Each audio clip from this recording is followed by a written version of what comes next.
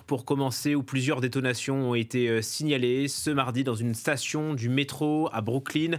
L'incident s'est produit en pleine heure de pointe. Il était 8h27 sur place. Vous découvrez les premières images. D'après les pompiers new-yorkais, 13 personnes sont blessées, 13 blessés, dont 5 par balle. Fanny Chauvin, on vous retrouve tout de suite. Vous êtes notre correspondante à New York. Que sait-on à ce stade ?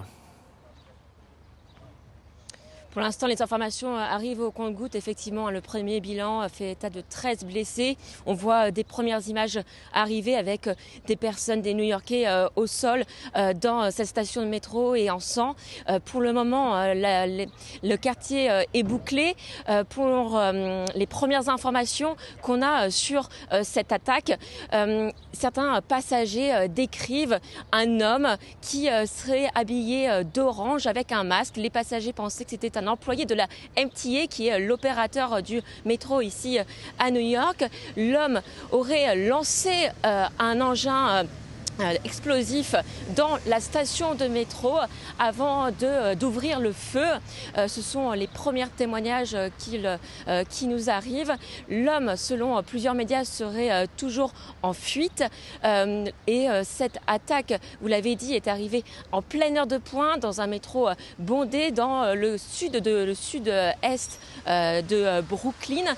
Cette attaque intervient dans un contexte où la criminalité est en hausse à New York. Nous attendons d'avoir plus d'informations dans les minutes à venir. Est-ce que les métros fonctionnent toujours, Fanny, à l'heure qu'il est ?